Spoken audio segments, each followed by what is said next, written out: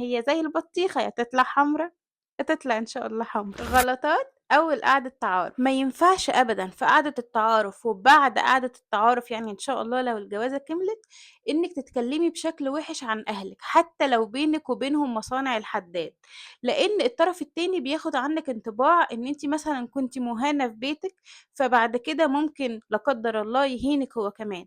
إنما البنت لمّا بيكون عارف إن هي مُعزّزة ومُكرّمة في بيت أهلها بيحافظ عليها وبيكمّل ده، فخُدي بالِك جدًا من النقطة دي. وطبعًا لازم تسيبي مساحة للطرف اللي قدّامِك إنه يتكلّم، لإن ما تقعديش تتكلّمي عن نَفْسِك وتحكي كل حاجة بشكل مأفور فيه وهو ما يتكلّمش ويكون بيستقبل منِّك أنتِ المعلومات. سيبيه يتكلّم لإن ده المقياس اللي أنتِ هتعتمدي عليه بعد كده، ولو الحاجات اللي قالها في أول تعارُف دي ما صدقش فيها بعد كده هيبقى عندِك مرجع كويس لكل كلمة هو قالها، فلازم تكوني مركّزة فيها. وأخيرًا لازم تكوني عارفة إنِّك بتختاري شريك مناسب ليكِ ومتناسب في كل النواحي، سواء هو شخصيًا، سواء أهله، سواء عيلته الكبيرة، سواء أصحابه، سواء حالته الاجتماعية، سواء حالته المادية، سواء تعليمه، فلازم تراعي جدًا اختيارِك علشان هي زي البطيخة يا تطلع حمرا يا تطلع إن شاء الله حمرا.